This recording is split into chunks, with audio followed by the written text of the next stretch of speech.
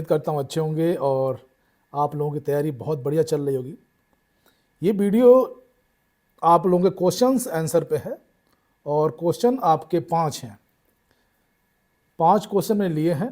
पहला क्वेश्चन है कितने प्रश्न पर सिलेक्शन हो जाएगा। दूसरा क्वेश्चन है कितने फॉर्म पड़े हैं हमारे विषय में।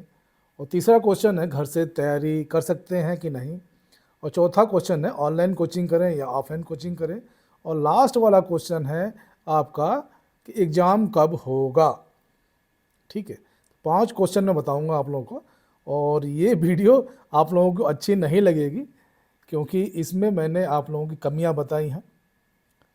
ठीक है, बाकी लाइक सब्सक्राइब ये सब बात की बातें हैं, लेकिन अपनी कमियों को भी जानिए। ठीक है, चलिए पहला क्वेश्चन चलते हैं हम लोग। कितने प्रश्न पर सिलेक्शन होगा। तो मेरा ये मानना है कि मैक्सिमम क्वेश्चन अटैम्प्ट करिए और सही करिए, क्योंकि धरती वीरों से खाली नहीं है। ठीक है, धरती वीरों से खाली नहीं है। आप 110 सोच रहे होंगे, अगला 120 सोच रहा होगा।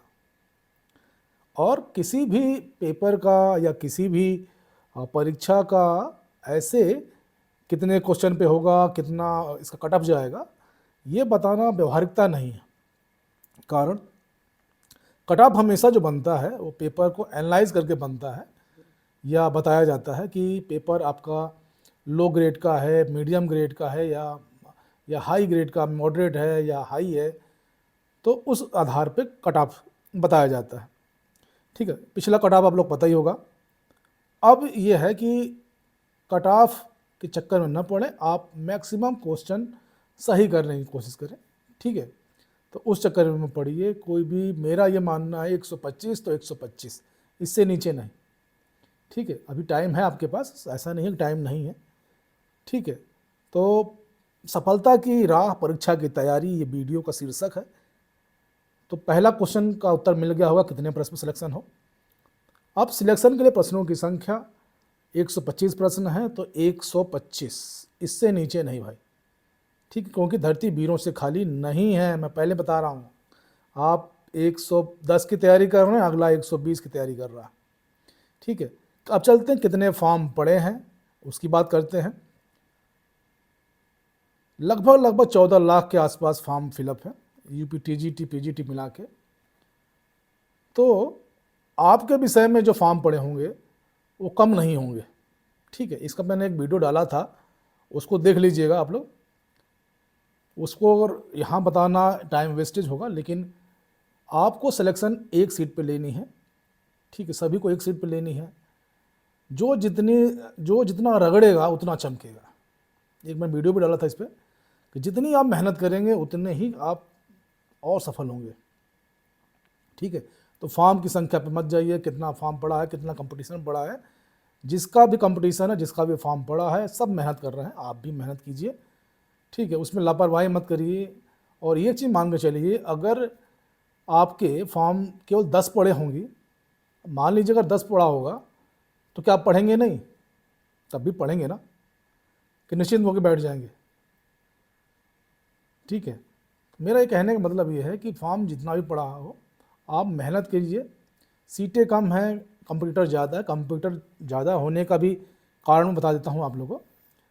ये जो 22 वाली जो भर्ती आई थी, just UP TGT PGT selection के जस्ट बाद ही आई थी। ठीक है, तो जिनको भी बाहर पोस्टिंग मिली होगी, मतलब कि घर से दूर, तो उन्होंने भी फॉर्म फिलअप किया होगा, जाहिर सी बात है। ठीक है, तो वो भी नज़दीक आने की कोशिश कर रहे होंगे, तो उनकी भी तैयारी, प्लस उनसे भी कंपटीशन है आपका।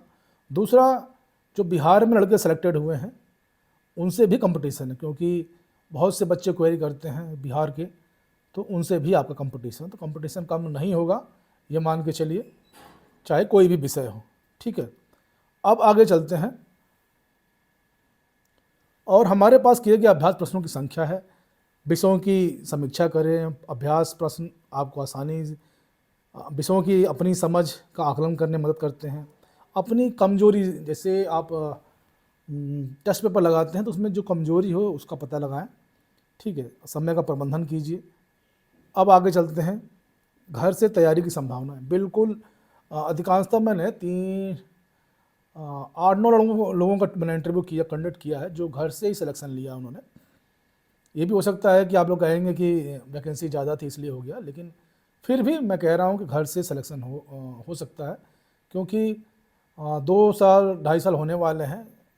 अगर कोचिंग वाले इतने ही अच्छे होते तो आपका कोर्स कंप्लीट करा दिया होता, अब क्रैश कोर्स बेच ना रहे होते।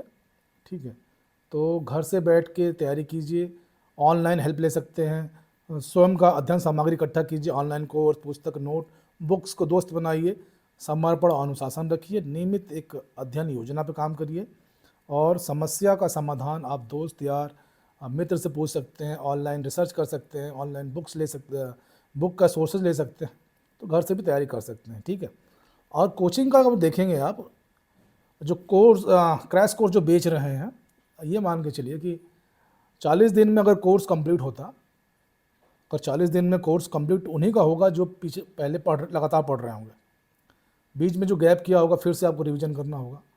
40 दिन में सफलता दिला देगा तो मुझे नहीं लग रहा कि सही है, लोग झूठ बोल रहे हैं। 40 दिन में तो यूपीटीजीटी का बहुत डेप्थ में क्वेश्चंस हैं, और इस पर क्वेश्चन भी डेप्थ में पूछे जाएंगे। तो ये बिल्कुल भी आप ये जो आप यूथ का या घटना चक्र का जो आप प्रैक्टिस सेट लगा रहे होंगे, दुनिया भी वही लगा रही होगी। ठीक है, आपके कंपटीटर भी वही लगा रहे होंगे, बशर्ते आप बुक पे ध्यान रखिए, प्रैक्टिस करते रहिए और इनसे बचिए। जो बोल देते हैं कि 40 दिन में हो जाएगा, सिलेक्शन ले लेंगे, गलत चीज़ है। मेहनत आपको ही करनी है, चाहे 40 दिन में करें चाहे 4 महीने में करें, करना आपको ही है। 40 दिन में करेंगे तो घंटे बढ़ाने पड़ेंगे, 4 महीने में करेंगे तो घंटे कम करने पड़ेंगे। ठीक है, प्रैक्टिस नियमित रूप से अभ्यास करें, समझ और मौलिक अवधारणाओं से बचें। ठीक है, पर ध्यान दें, जो ये झूठी अफवाहें फैलाते हैं कि 40 दिन में या ऐसा रटा देंगे कि भूलेंगे नहीं, श्योर सक्सेस, बिल्कुल गलत चीज़ है। मानव की प्रवृत्ति है भूलने की। ठीक है, कुछ देर बाद आदमी भूलने लगता है, तो इससे पर ध्यान रखिए। कोई विवेकानंद नहीं है कि एक बार पढ़ लिया तो याद हो जाएगा, तो अपनी प्रैक्टिस पर ध्यान रखिए। आगे है कोचिंग की लागत, कोई 500 में बेच रहा है तो कोई 5,000 में बेच रहा है, तो आप अपने हिसाब से देख लीजिएगा। हाँ, कोचिंग अगर पढ़ रहे होंगे तो विशेषज्ञ से पढ़िएगा, सब्जेक्ट विशेषज्ञ से। ये नहीं कि वही फिजिकल एजुकेशन पढ़ा रहा हो, वही मैथ पढ़ा रहा हो, वही साइंस पढ़ा रहा हो। जिससे भी पढ़िएगा कोचिंग, विशेषज्ञ से पढ़िएगा, जिसका बैकग्राउंड ही टीचिंग का हो, जिसके बच्चे काफ़ी सिलेक्ट हो गए हों, जिसका बहुत अनुभव हो। ठीक है, तो ये चीज़ ध्यान रखिएगा कि विशेषज्ञ से पढ़िएगा। अगर विशेषज्ञ नहीं होते, सपोज मान के चलिए कि आप कह रहे हैं कि बहुत से आदमियों की नॉलेज होती, तो मेरा ये मानना है अगर विषयवार जॉब नहीं होती तो एक ही आदमी हिस्ट्री पढ़ा रहा होता, एक ही आदमी पॉलिटी पढ़ा रहा होता, एक ही आदमी फिजिकल एजुकेशन पढ़ा रहा होता, अलग अलग सब्जेक्ट की वैकेंसी नहीं आती। ठीक है, तो विशेषज्ञ से ही पढ़िए आप, कोचिंग पढ़ रहे हो तो। ठीक है, ऑनलाइन ले या ऑफलाइन ले, सब आपके ऊपर डिपेंड करता है। मेरे हिसाब से तो अभी की परिस्थिति में अगर आपका बेस कंप्लीट है तो ऑनलाइन ले लीजिए। ठीक है, ऑफलाइन में अलग इंस्ट्रक्शन होता है, आदमी आई टू आई कॉन्टैक्ट करता है, लेकिन अभी आप लोग इस परिस्थिति में है कि परिवार भी देखना है, बच्चे भी देखना है, तो ऑनलाइन ले सकते हैं। ठीक है, प्रश्न पत्र के प्रारूप को, विषय वस्तु की समझ रखिए, पाठ्यक्रम को सभी विषयों को कवर कीजिए। ये नहीं कि जैसे मैं फिजिकल एजुकेशन देख रहा हूँ तो अधिकांशतः बच्चे क्वेरी करते हैं एनाटॉमी फिजियोलॉजी से, जबकि उनके सिलेबस में मनोरंजन भी है, फर्स्ट एड भी है और कैंपिंग भी है। यहाँ से कोई क्वेश्चन नहीं पूछता, लेकिन मैं प्रीवियस क्वेश्चन पेपर करा रहा था, अधिकांशतः क्वेश्चन इसमें से हैं, मनोरंजन से भी क्वेश्चन है। तो पूरा टॉपिक कवर करिए, ऐसा नहीं केवल एक टॉपिक ही स्ट्रांग बनाइए। क्वेश्चन चाहे हल्का हो चाहे भारी, सबके मार्किंग एक ही है। तैयारी के लिए सामग्री और संसाधन की पहचान करिए। अध्ययन सामग्री बेस्ट होनी चाहिए, किसी अच्छे अध्यापक से मिल के बुक ले लीजिए, जो सक्सेस लड़का हुआ उससे बुक ले लीजिए, पुस्तक, नोट्स, ऑनलाइन कोर्स अच्छे आदमी से जो सेलेक्टेड हो उनसे लीजिए, उनसे सजेशन करके लीजिए। अभ्यास प्रश्न पिछले वर्ष के पिछले क्वेश्चन पेपर पक्का लगाइए, मॉक टेस्ट पक्का दीजिए, कंपलसरी है, इससे आपकी गलतियां पता चलेगी। और ऑनलाइन प्लेटफॉर्म अभी की जिस परिस्थिति में आप लोग हैं ले सकते हैं। ठीक है, और सिलेक्शन के लिए अंतिम युक्तियों की सलाह है, समय प्रबंधन, एक अध्ययन योजना बनाएं, तनाव प्रबंधन, थोड़ा सा मनोरंजन में करें, ऐसा नहीं कि बिल्कुल किताबों में घुस जाएं, ठीक है। हल्का एक्सरसाइज में रखें और आत्मविश्वास, एक मान के चलिए कि आपसे अच्छा कोई नहीं है। मनुष्य का दिमाग ऐसा है, बना हुआ है कि अगर आप रोज़ ये बोलेंगे कि मेरे को याद नहीं होता, याद नहीं होता, याद नहीं होता, तो पूरा एनर्जी वो इसी तरफ लगा देगा कि दिमाग की सही में उसको ये बोलेगा कि याद नहीं होता। तो बिल्कुल नहीं, बल्कि ये कहना शुरू करिए, पॉजिटिव थॉट डालिए कि जो मैं पढ़ रहा हूँ याद हो जा रहा है, जो मैं पढ़ रहा हूँ उसको लंबे समय तक याद रहता है, मैं कर जाऊँगा, मैं मेहनत करूँगा, इस टाइप का पॉजिटिविटी उसको देते रहें ताकि वो उस ओर अपना कदम बढ़ाएं, ठीक है। तो बिल्कुल भी नेगेटिविटी मत लाइए और नेगेटिव दोस्तों से बचिए, इंपॉर्टेंट चीज़ है।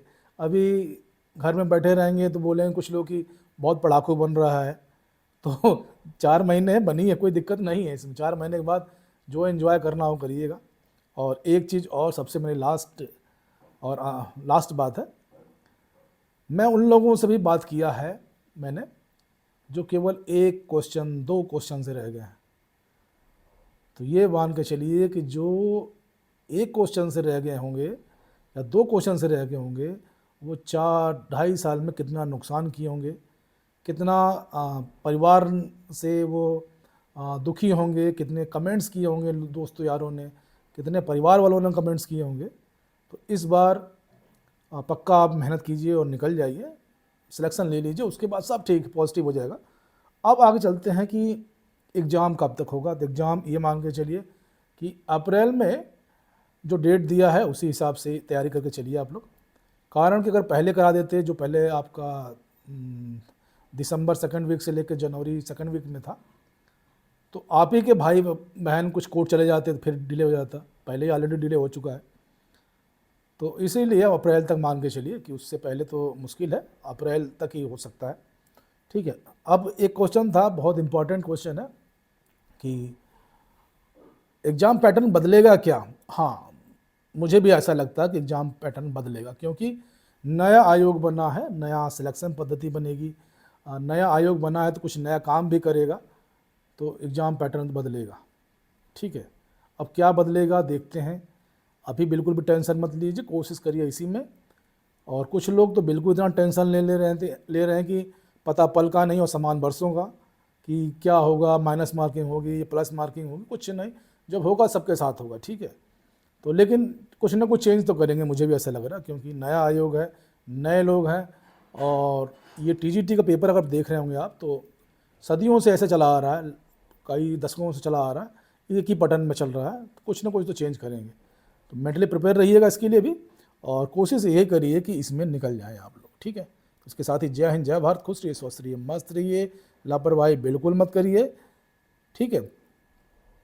तो